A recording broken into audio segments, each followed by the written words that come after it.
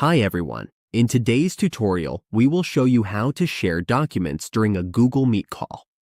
Whether it's a presentation, report, or any file you need to discuss, we will walk you through the steps to share it smoothly. Let's get started. On your Google Meet dashboard, start a new meeting. When the pop-up window appears, click to schedule it in Google Calendar. We recommend scheduling the meeting before starting the call.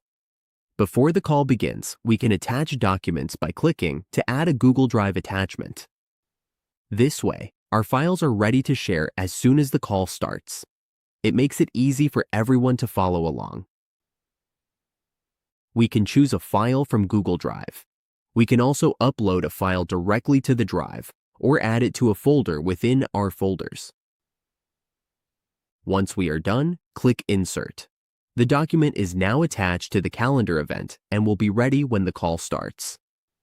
And that's it. You now know how to share documents on Google Meet quickly and easily. This will help you collaborate better and make your meetings more productive.